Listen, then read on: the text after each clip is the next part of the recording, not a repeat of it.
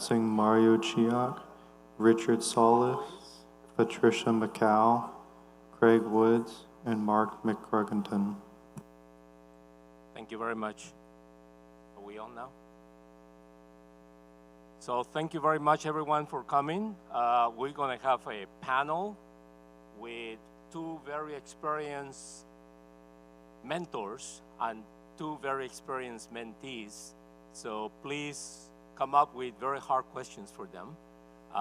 Just to get started, I have a few questions for them, but afterwards we will open it up for everybody to ask questions. So first of all, I'm going to ask Patricia to introduce yourself. Hi, I am Patricia McCoy. Oh, what is? Oh, sorry. It's my first panel. Hi, I am Patricia McCoy. Fun factor for me, I am from Chile, South America, but I have been for a long time in Houston. My background is in IT project management and business analyst, more than 10 years of experience, but I am in transition to cybersecurity. Really love and I have passion for the area. Hello. Hello, everybody. My name is Richard Solis. Nice to meet y'all. First, I want to give thanks to the mentors here taking the time to come and help out the mentees. We appreciate that very much. A little bit about myself. I graduated at Lone Star Community College back in 2024, and now I'm a recent hire at CyberOne for vulnerability management. And my mentorship, thanks to Mario's guidance, as being one of my mentors, he paved the way for me to get here where I am today. Morning, Craig Wood, and previous CISO for one of the second largest distributor of chemicals globally for the last decade. Started out on my own to create my own company in cybersecurity around DoD defense contracts with CMMC track. I have my CCP. I'll be taking my CCA shortly. So what? Hello? Okay. So one of the facts is that Craig is also running the mentorship program for ISSA chapter in Houston. So if you're a student, they focus on students. Talk to us. And then, last but not least, we have my friend Mark Crushington. Yep, Mark Crudgington. Currently, I'm the VP of IT Infrastructure and Cybersecurity at Crane Worldwide Logistics. If the name sounds familiar, yes, he is the owner of the Astros. So I've been a long-time CISO. I'm in the role right now. This is my fourth go-around in a full-time CISO role, even though it's hybrid. 2 roles have been hybrid and 2 direct. Previously, for a long time, I was the CISO at Woodforest National Bank. I've mentored a number of students through Lone Star, as well as University of Houston. Have my own company on the side, and now I actually have 2 on the side. One's in stealth mode. But happy to be here and happy to share. Thank you, Mark. One thing that Mark did not mention is that he's the author of 2 books. So if you like to read, get his book. Yeah. One was a bestseller. Amazon bestseller, yeah. Anybody can write 1 book, but 2, There is also another fact that he doesn't want to tell you, but most of his mentees has been hired by him. So he has a good history of hiring his mentees. So, all right. So to start the panel, my first, I'm going to ask Mark, what initially motivated you to become a mentor, and how has that motivation evolved over time? Part of that was, and I'll get a little bit personal, I grew up without a father. And going through my career, I did not have a mentor. And my father passed away when I was 2. It wasn't nothing, crazy, but that experience stayed with me. But when I, came back to Houston, you started hearing a lot about the talent gap in cyber, and whether it's real, how real it is.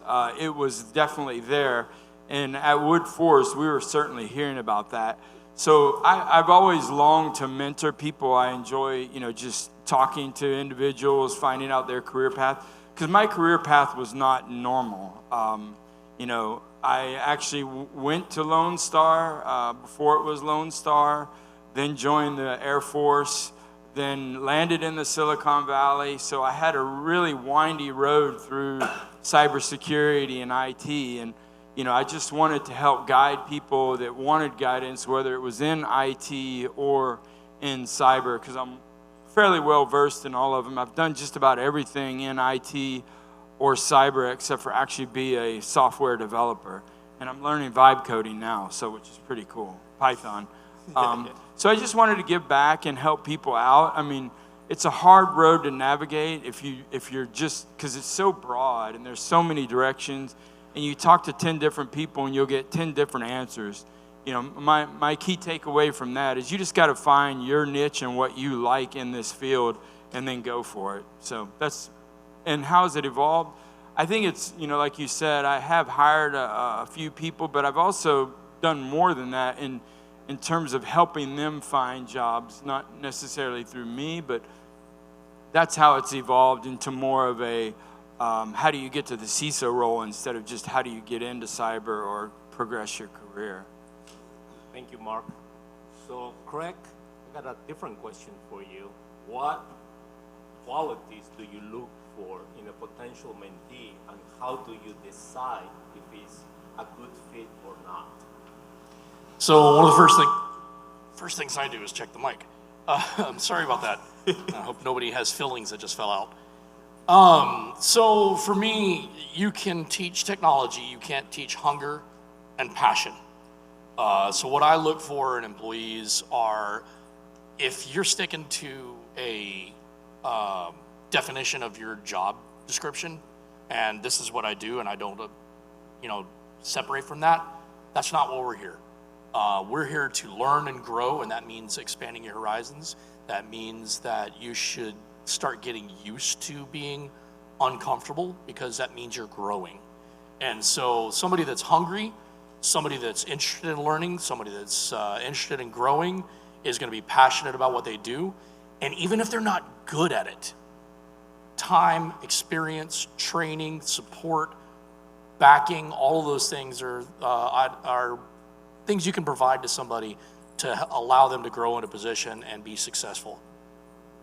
And I want to piggyback a little bit what Craig said. It's very vital for us as mentees to be the drivers, We have to want that and have that passion fired up to be able to continue, because especially in challenges like times like these, having that drive and passion will move you forward past that, which will eventually land where you want to be.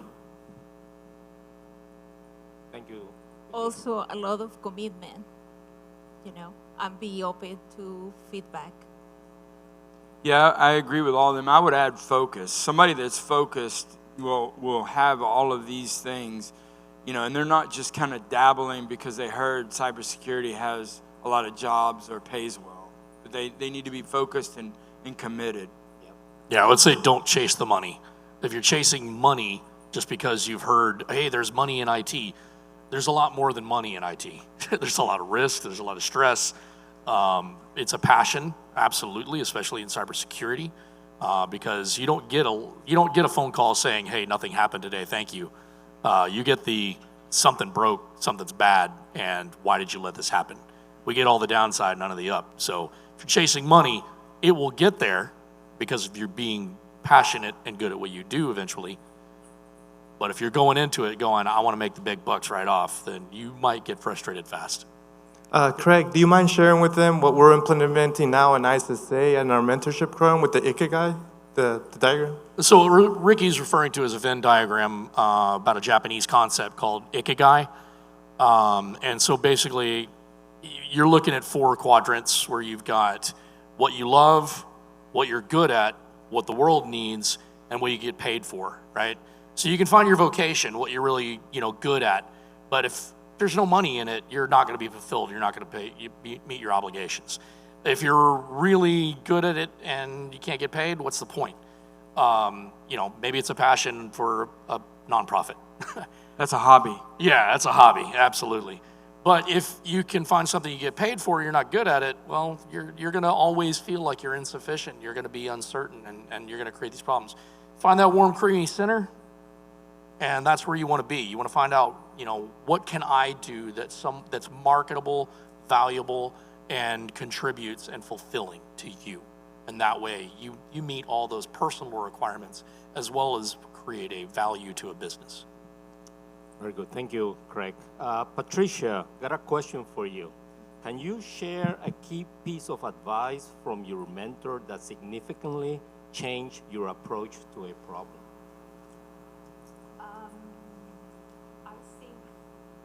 I think one very important is, my mentor has been, that is Mario, has been, helping me, not giving me the answer, is asking me questions and guiding me to find my own answers, my own responses. I think that developed, my critical thinking, developed my confidence, and I can start owning my own journey. That is what has been. Yeah, that's very important, because a lot of mentees, they just want the easy way out and they want you to solve their problem. And my way of mentoring is not to tell you what to do, but to coach you and guide you to do the right thing. You make the final decision, okay? The Socratic method. Huh? The Socratic method. Yep. Best way to teach. Yeah. Okay, so Ricky, got a question for you. What prompted you to seek out a mentor, and how did you find the right one? What prompted me to seek a mentor was I started out cybersecurity at college. I have a very, very narrow view towards the environment and what's really going on. While I was working at HEB, I would listen to podcasts and get a semi-idea how it is. And so what brought me into joining ISSA, the mentorship program, was finding someone that has a way broad view and understands cybersecurity, not just cybersecurity, but IT and the business in general. Which Mario, he can tell you, you probably heard him say a lot of people go with him for a SOC analyst because they're interested in that. I was one of them, I'll be honest. And so with him, because that's all I heard. And so with him broadening my view and honing my skills, that leveraged me to be where I am right now and with Cyber One. So one of the things that, I'd like to do with mentees is tell them the opposite. In the case of Ricky, he wanted to be a SOC analyst, and for a bit of time, my job was to tell him, no, you don't want to be a SOC analyst because there is more to it. And I think he found out why I told him that. Not because I don't recommend people to be a SOC analyst, it's because you need to look at the big picture. And your mentor's job is to show you the big picture. So, okay, Mark, how do you balance giving advice with encouraging your mentee to find their own solutions? Well, that's kind of easy. It really depends on, what advice they're asking for. I always tell people I'm just one person. So if you're strictly listening to one person, you need to figure out what your collective is. But encouragement, it's really trying to understand what their needs are and what they're asking about, and then encouraging them, but just guiding them along and not making the decision for them, but asking open-ended questions like, have you thought about this, or have you thought about that? Just depends on what they want to do, but it's not answering for them. Like, they come to me with a problem, I'm going to tell you, do this. Mm-hmm. Now they may come to me and say, no, I need you to answer me, or if you have that open dialogue, I really need your help now. I have no one else to go to. I might give them a little bit more direct answer, but it's really just guiding them and helping them navigate and find their own answer. Thank you, Mark. Craig, how do you measure the success of a mentorship relationship? So there are different metrics around this. You know, you can look at it from a purely professional perspective. You can look at it as a fulfillment. If someone were to quit IT and say, this is not what I'm really built for, and go find something they're passionate about, that's still a success. It just depends on, you know, how you're driving that. The individual needs to be fulfilled. One of the things that I've done with a lot of mentees that were employees of mine was to steal from a company that I partner with, and they do a career life planning. And one of the things that people don't think about is life is a personal endeavor that has to match up on a schedule as well as your passions. So if you're saying, I want to have a child, I want to buy a house, I want to buy a car, I want to move, and you're trying to push for all these certifications and you're doing all of it at the same time, well, you're going to have some pretty nasty junction points that you need to think out. So if you're not putting it up on a whiteboard, if you're not meeting with them, what are your objectives, what are your plans, what are your goals, then you're not going to be able to establish what success looks like, and there's no measuring stick. So you need to find out first, what are you trying to achieve? Why are you trying to achieve it? What are the roadblocks around the way? And where does life intersect with that? Because if you're not taking that into account, you're going to miss the mark. Thank you. So Patricia, how do you prepare to meet with your mentor to make the most out of it? We normally have a format. I part of the mentorship and ISSA too. We define our last meeting, we have some actions that we left for the next 30 days. And you will review that, how I am going with the progress, what are the problems that I have that he can help me. And we go from there and we review it and adjust, my goals depending where I wanted to go or what I want to try, to see if I like it or not. Always Mario said to me, you like to see too many things at the same time. You need to start just with one. And let's do it for the 30 days and see what do you think about it. We can talk it and we can move forward from that point. One thing I want to add with Patricia is, as mentees, guys, and girls, we got to make sure we are kind of like soft clay being molded and not come in hard, okay? We got to adjust, we got to adapt, we got to roll with the punches, and and we got to, that's just life, we got to mold and be open. Okay, Ricky, I have a question for you. What surprised you the most about the mentorship experience? I think what surprised me, it was the bond I was able to form with my mentor and with Craig. We formed bonds. Heck, I'm even inviting Mario to come eat dinner or at my house, meatballs. Something simple. It's the bond you share with the person that kind of grows and blossoms. So now I have a question for the entire panel. How do you establish boundaries and expectations at the start of the mentorship relationship? Thank you. That's kind of at the initial onset. Sometimes in the mentor-mentee relationship, there are guardrails that are set up already, but it's in that initial meeting, and it's almost like you have to develop a charter. You may write it down, but one of the things I like to get is a commitment from the person. And I'm happy to meet with them as often as they need, to a certain extent. But it's like coming to that agreement in the initial meeting or even before you've established that relationship, because sometimes it just won't work out, And you say they want to meet during the day and you can't all the time, it may not work out. And it's better to just let them find a mentor that's going to meet them where they're at instead of trying to fit it in. So it's really establishing those boundaries up front in the initial meetings. And don't wait too long. You need to do this very early on the process. That should be one of the first things you do, in fact, both ways for the mentee and the mentor. And it's nothing wrong with not having a good match. I mean, I have seen mentors that don't work very well with a mentee, but you change them and it works perfect. So So it's still a challenge for me, to be completely frank.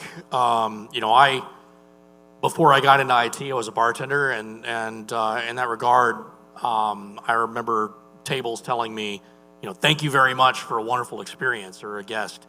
And my response was always, I can only have as much fun as you'll allow me to. And when it goes back to the mentee relationship, you have different personalities, and I've got a professional and a personal life, and you do need to establish those boundaries up front, but people are going to reach out even when you establish those boundaries. And so it's difficult to say, hey, I need to commit some time. Can we talk about this later? And not ghosting them, So it's important because they have dreams, they have hopes, and they have desires. And the last thing you want to do to somebody that's very passionate and may not have great social cues is to crush their hopes, and say, hey, I got things I got to do. Can I get back to you? And it's like deflated. So you want to be sensitive to that, but at the same time, there's only so much time, and time management needs to be something you're also mentoring sometimes yourself. And I piggyback under what Craig said. It's important for anybody just to understand those social cues and establish, okay, what we can do from the start. Even if it's just, no, it's okay, guys, move to something else. I think it's also very important to be respectful, with the personal time and the professional time of our mentors and the mentees too, in the sense, and you need to be very, sincere about what you can do and what you cannot, because defining expectation is very important, that you can have a very good relationship, and if things change, being sincere is the best way, to go over that, any problem that could come out, and that has been very important for me through having very strong mentors during my career, from IT project management to transition to cybersecurity. Having those figures has been really helped me. Thank you. One thing I do want to add, sorry, Mario, is like, these guys, the mentors are volunteers, so we gotta understand that and respect. They all have their personal things as mentees. We gotta try to accommodate to their needs because they're taking the time and being gracious to help us out. It's a balance. It's a balance. I mean, servant leadership means that you are there for others, and you have to be flexible on both sides. But yes, I do appreciate what you're saying as well. Flexibility is very important. I mean, there are times that, I have my regular cadence and I cannot make it. So we can either reschedule or we can try to do an alternative, a phone call, a text message, or just online. So I'm going to open it up for the audience. Anybody has any questions? Yes. I know there's always the debate between education and certification, and so I want to focus a little bit on the certification side. With the changes coming in the future, let's say in the next 5 years, are there any certifications that you're looking at now and you're like, this certification won't be here in 5 years, or it won't matter? And then are there any that you're like, we need a certification for this, or this will be the next big one? I can take it. I can start off. Yeah, that's a big debate, and I hate that debate on should I get a certification or go to school or just get on the job training. You should do all of them, in my opinion. It's called leverage. But in terms of certification, I don't necessarily, and I'm thinking of the specific ones may be diminished a little bit because of AI. But I think there's always, especially in cyber, going to need to be a human in the loop. And so I'm thinking of a SOC analyst. There are probably a lot of people worried, are they going to go away? No, you're probably just going to need less of them, because of AI and agentic AI. But someone's always probably, at least for the long term, going to need to press the button and say, yes, I approve that, whatever that decision is. In terms of the certifications or things you should look at now, if you're not learning AI right now in some capacity, you are behind. And I mean, you're getting left behind quick. Anybody that's not looking into AI and not only in the theory, but also like the vibe coding and some of that hands-on, you're making a big mistake for the rest of your life. And it goes back to a guy, my life lesson for all of you was I was working in the Silicon Valley in 1998 at 3Com, very large global networking company at the time, competed head-to-head with Cisco. There was a guy in the division, he got let go, and this is like 1998. Think of 1998, what was going on in the Silicon Valley. I transferred to another division, he was out of work, and then I left the company in early 2000. In 18 or so months, he had still not found a job. And that because he was a developer, some obscure, maybe Fortran or COBOL, something like that wasn't being used anymore. And he hadn't found a job. And I said, that will never be me. That will never be me. And so I'm in school right now, in fact, at UT Austin for another master's program. And I've gotten certifications. So it's just always learn, and look 5 years ahead, not just today. I'm finally finishing my bachelor's. I never got it. And I would agree with Mark that you should be doing all of it. Your pedigree is your experience. Your certifications establish your capacity for best practices. And your college degree will help to establish that you're following through on things. And you can dig in even when it's something you don't like. In my opinion, I'm sorry if I'm denigrating anybody with a college degree here, but a college degree basically means that you know how to give an instructor what they're looking for. It doesn't mean you learned anything. It just means that they're asking you for things that you can deliver, and you provided it. It's kind of like a PMP. I know a lot of good project managers that don't have a PMP, and I know a lot of bad project managers that have a PMP. So it's what you do with your time while you're doing either the cert or college education or on-the-job training. I mean, are you mailing it in or are you leaning in? So, I would tell you, don't focus on getting a lot of certifications. I see that too much. I would prefer people that focus on doing things that they really like and they will excel at than trying to get certificates. Learn the best practices. That's the most important thing. You don't have to get the cert if you know the best practices. Now, it helps with credibility when you're going for it. I mean, like at this point in my career, if I was to go out and try and get a job somewhere, they're going to look and say, do you have an MBA? I'm like, I'm working on my bachelor's. Sorry.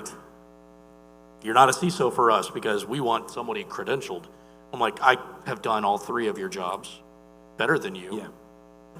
And there is a lot of biasness in the industry around that. And you can see that just on jobs posted. They want an entry-level person to have 5 years of experience. It's entry level, okay? That doesn't make any sense. So. Thank you for coming. I'm Joseph White. So at the after hours spot, I met a CEO, and a question similar that I was asking him, that some information that you can give us new people coming into cybersecurity. One advice that he said was you either pick cloud security or AI, and you have to make a decision.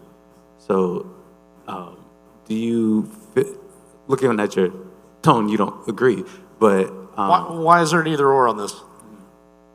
I mean, they both exist. I mean, you can focus, but it's not exclusive.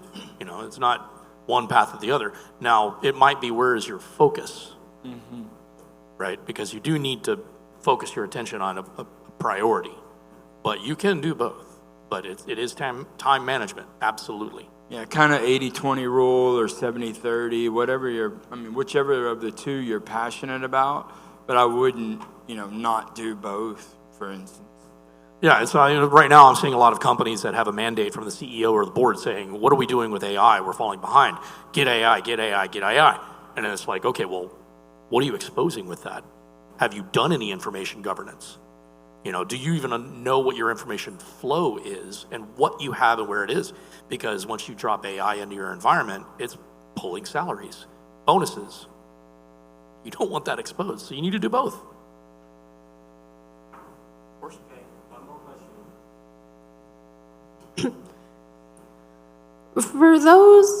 question.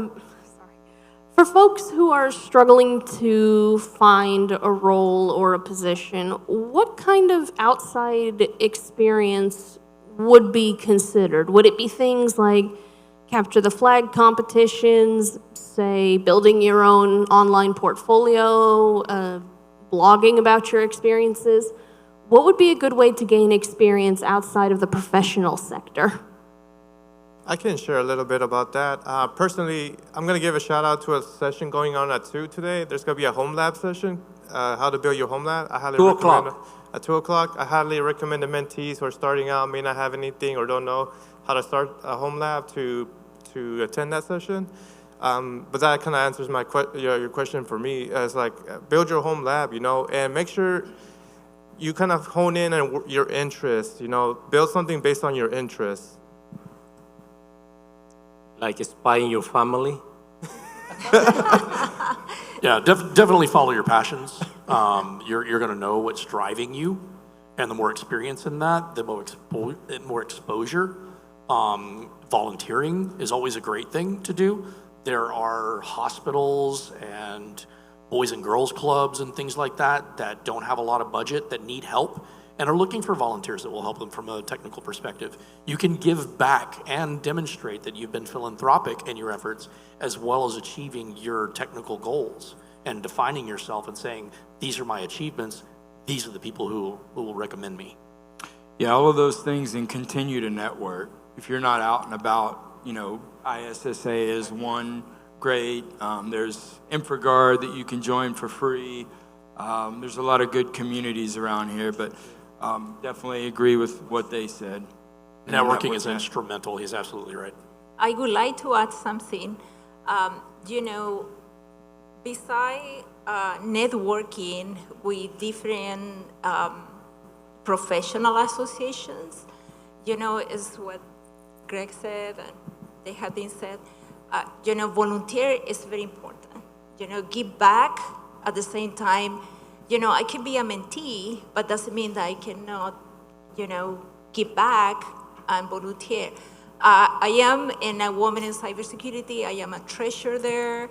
And, it's not only for women, it's for men too, okay?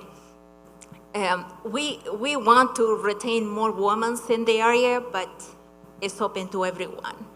And for example, I am leading right now a serious study group, for the ones that want to do the first, I can say, the first certification in ISACA. Is free.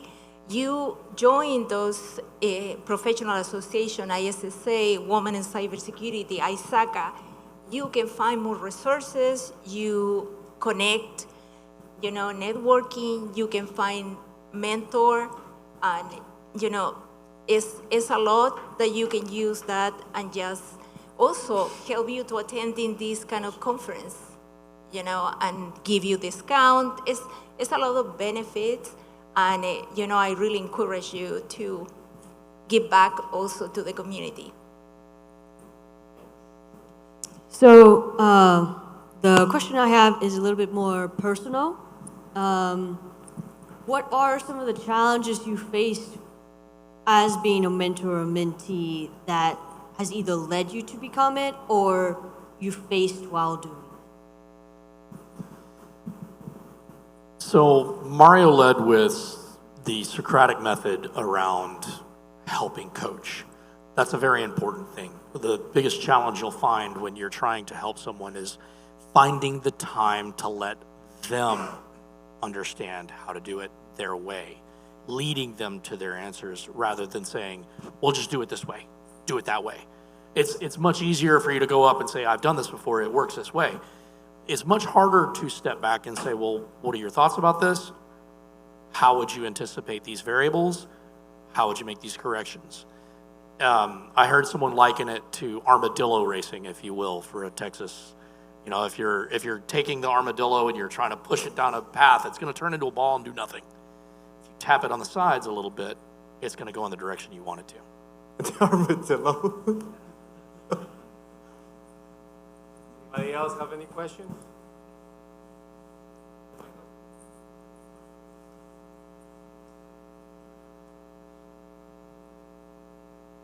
Okay, I have a joke question and a serious question. First of all, where do you find armadillo racing? 'Cause I'm very interested. And second of all, with all the knowledge, this is for the mentors, for all the knowledge that you have now over your careers, is there ever a time where you, as a now, look back and say, "Oh man, I don't think I would have been qualified as a mentor. I don't think I would have helped, been able to help somebody."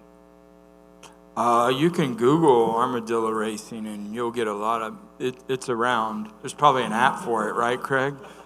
Just found it. Good Company has it, and that's where I saw it too. So right there off Kirby, they do it, and it's a lane. They can jump about 4 feet, so watch yourself. Yeah. Yeah, it's amazing what they can do. And in terms of your question, has there ever been a time where I felt like I wasn't qualified to be a mentor? Yeah, with not looking as you are now, like with all your experience, looking back at your life, is there ever a time where you think, "Oh, I don't think I would have really been able to help somebody," or something like that? Not necessarily. It depends on the situation. Like I joined the Air Force to escape Houston, and I was like a nobody then. And then I ended up moving back. I stayed in the Silicon Valley out of the Air Force. And I didn't have a lot of experience or, definitely not even close to where I'm at today. But I think, and that's what I would say, each of you can be a mentor to someone. You don't have to be a quote unquote mentor, but lending advice and just a listening ear is mentorship. So Everyone in this room has the ability to teach and learn from the person next to them. You are all capable of mentoring in some capacity. It's a matter of giving back, being patient and empathetic. And it doesn't take a whole lot of time. That's the misnomer about it. You're not spending 40 hours a week with someone, obviously. It's like maybe 1 or 2 hours a month. And I mentor mentors. So if you are a mentor and you don't feel you're qualified, I make you qualify.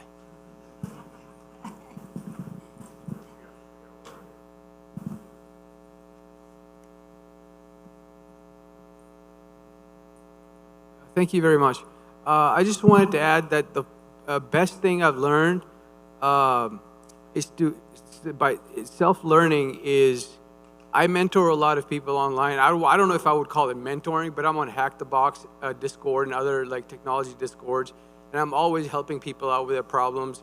I've been on IRC for 20 years in various different networking channels, on Freenode IRC before it became Libra, and always helping people out, answering questions. Now, I've discovered that by helping other people and then doing the research on their behalf and just trying to figure out what you don't know, that's the greatest way to learn things that you don't know and to increase your knowledge and your skill set. That's all. I just wanted to add that. If you have a passion for understanding how to help people and you want a little more experience in this, I would highly recommend checking out Cup of Joey. Joey Sanchez leads it, and on the name badges, it's got it stricken out. It says, "My purpose is not my name." And it's a greater motivation to understanding other people at a fundamental level of what their passions are, rather than, "This is my name and I work in IT." I don't care that you work in IT. That's great, congratulations. We probably have a lot that I don't want to talk about. Let's talk about what you want to do with your life, and then from there we build a bond where it's like, "Oh, I also work in IT." But that's really cool that you like to do therapeutic gaming for kids with chronic illnesses.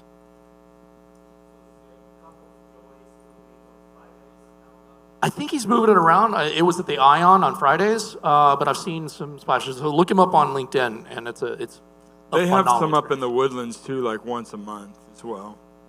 Yes, are different locations, and in the IOM here in downtown is start at 8:30 to 10:30, I think, but also it's specifically Cybersecurity Cup of Joe that start 9:30 to 10:30, 11 with Didi. Budaharto. Sorry? Budaharto. Budinert. Thank you. Yes, sir.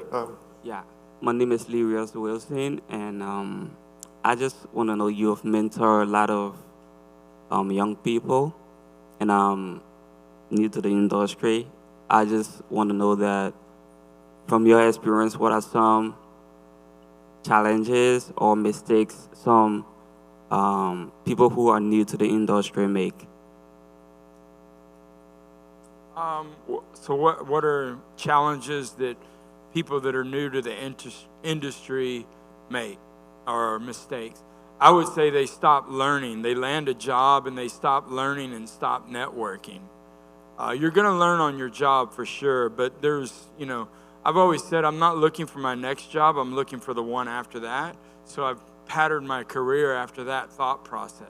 Really wasn't, but that just helps because I didn't want to get my manager's job. I wanted to get his manager's job kind of thing, or do what this person over here is doing. So continuous learning is mistakes I see people make. They get a job and it's like a great paying job. They've never made that much money, and then they just stop and the industry passes them by. Or so many people, young and old, just stop networking and going to networking events, and then something happens at the company that's unplanned and they're hamstrung. They don't have anyone to turn to. So keep growing your network on LinkedIn and continuous learning. Yeah. Also grow your network in events like this. I mean, hopefully you are shaking hands with everybody here and learning more from each one of them. Treat your resume like a deck of cards. Stack your aces. Yep. Always be marketable. Understand that just like what Mark was saying, what you're doing today is today. Be comfortable with being uncomfortable. If you don't have imposter syndrome, you're not pushing yourself. And one thing I do want to add is a lot of mistakes I see is a lot of people don't really, I'm not well organized, but at least I try to document my learnings and findings of the week. And so if you get that first job or in the entry level, make sure you always document, I secured this thing, this is what the steps I took, and things you can broadcast later on if you're ever job searching and you don't forget about it. Another thing that I wanted to add is you need to branding yourself. It's one of the things that has been difficult for me after a career break for being caregiver for my family. Branding myself and LinkedIn doesn't need to be, a very big thing.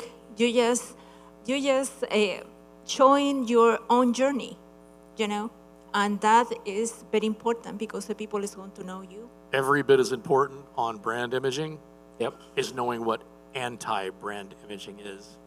I was a victim of that for years. I love my whiskey, but let me tell you, when you're in a group of people, and you've had one too many, dumb things come out of your mouth. Anti-brand imaging is an important thing to remember. Don't embarrass yourself unnecessarily. So we're getting to the end of the session. Go ahead.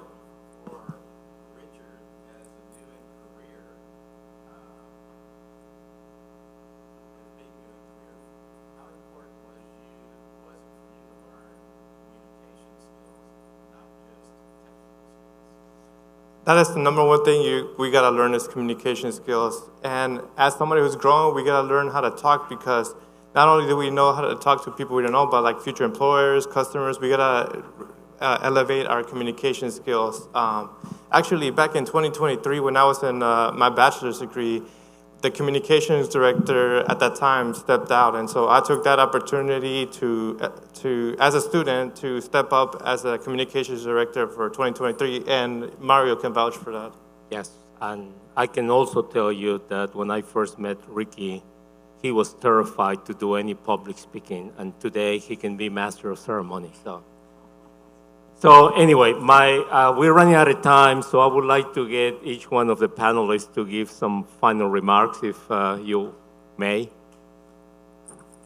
Sure. I think, as you look around the room, take a quick moment.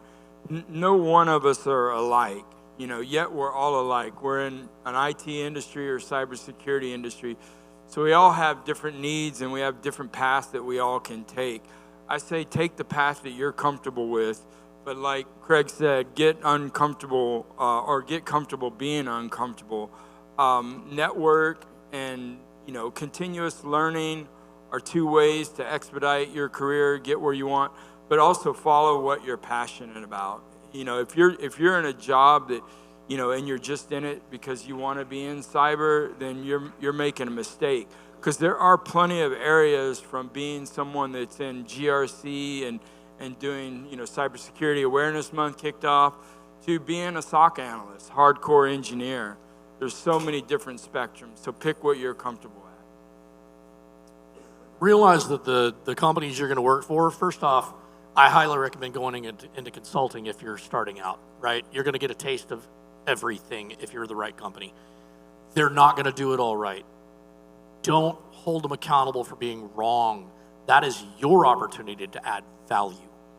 One of the things that stuck with me from my first job was the 5 golden rules they created. Documentation, communication, no lingering issues, always have an exit strategy, and meaning always check your backups, and anticipate and verify, right? So if you do those 5 things, they all work with each other, and you will be good and solid on everything you do. Because if you don't communicate, you don't document, you don't create an exit strategy, and you're certainly not anticipating and verifying. And they all bleed back into each other. So maintain that. Don't be afraid to contribute value, and don't be frustrated when there's problems. You're there to help create solutions. And without the problems, you're less relevant.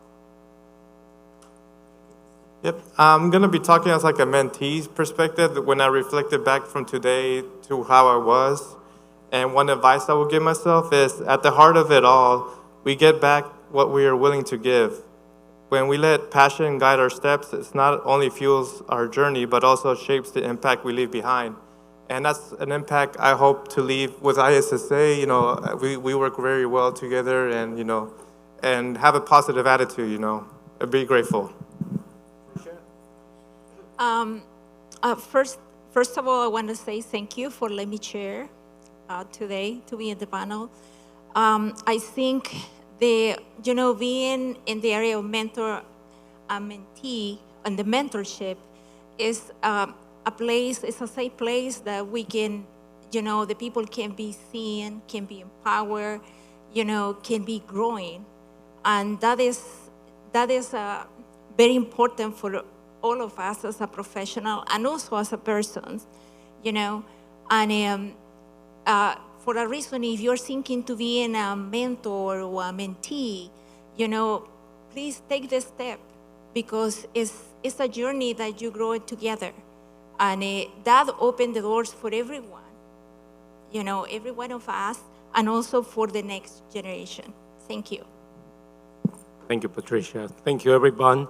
One of the things that is very important is that every person that I mentor, my ultimate goal is for them, my mentees, to become mentors. So I think it's a good thing to do. So thank you very much. I think this is the end of this. We're going to have a mentor-mentee mock-up session coming up at 11. So if you are interested, stay here.